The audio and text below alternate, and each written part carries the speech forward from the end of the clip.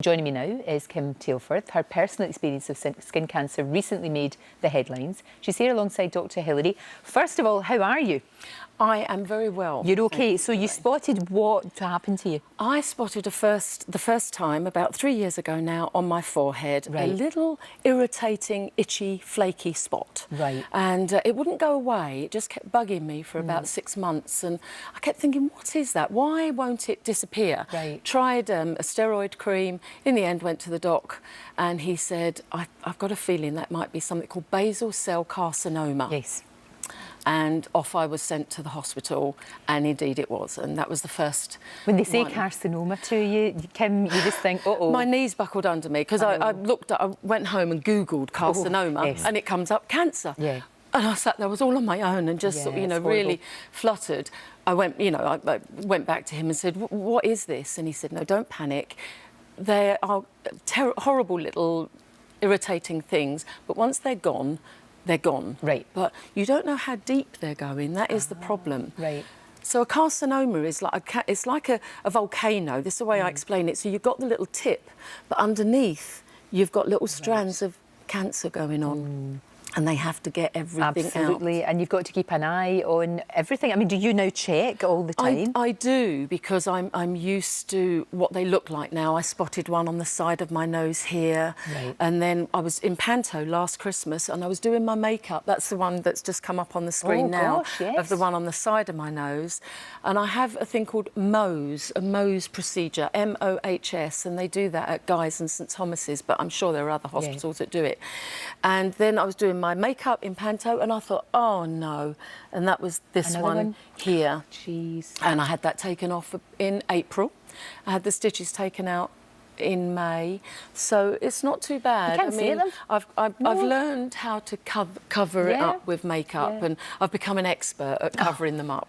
And right now, are you okay, or there's anything? No, I've got one just here on my chest. Oh, I can see. Yeah. Do you know that looks so innocuous, doesn't it? Exactly. It looks like nothing, but that I'm having treated with chemotherapy cream, and in between, coming here, being asked to come on and being here, I found one on my tummy, and I have to go to the doctors this morning. After this show, I'm being driven back to the doctors. Really scary stuff, but having said that, Hilary, Kim's on top of it. She knows the signs now. I think so many of us just don't.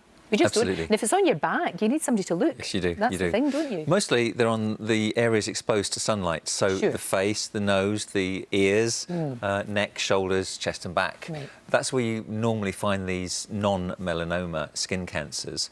They don't spread, you're quite right. They invade locally, but they don't spread to other parts of the body. They're not as dangerous as melanomas, which usually occur in moles and kill about 2,500 people every year. But these are irritating, they're frustrating, and they grow unless they're treated. Now, I know that Kim hasn't used sunbeds or, sunbathed without using sunscreens for 20 years.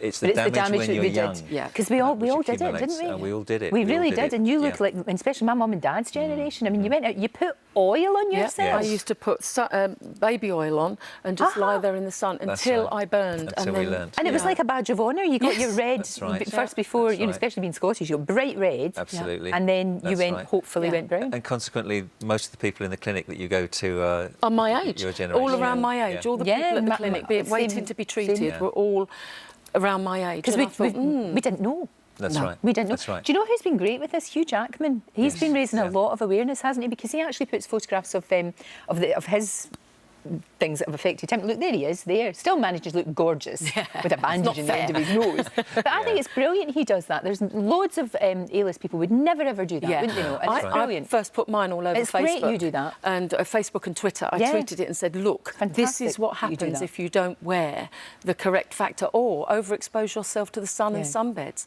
And yet you look like you've got a wee tan. Well, I have. And the reason I did this, Lorraine, is I self-tanned to show that you can still look healthy. Yeah, you do. And fake it. Yes. You don't have to go out in the sun. And yes, I know it's nice. It's lovely to be out in the sun. It makes you feel good.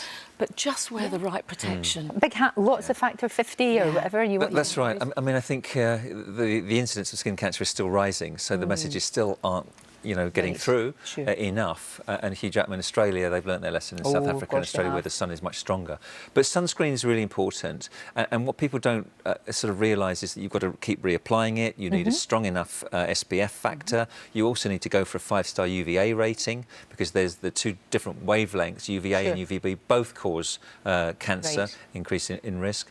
You've got to reapply it. You need to remember, if you've got a fair skin, blonde hair, red hair, you need an even stronger SPF. I mean, as Brits are so at risk, we have to be really, really careful, don't we? By and large, we really do. We really do. And it doesn't actually matter on your skin tone, because everybody can get this. It's not, they can, so we've got to be careful. We'll stick all the information on our website, of course. Good luck at the doctors this morning. It's so good to see you. Thank you for raising awareness, and you look amazing. It just shows you can fake it. Yes. That's what we think.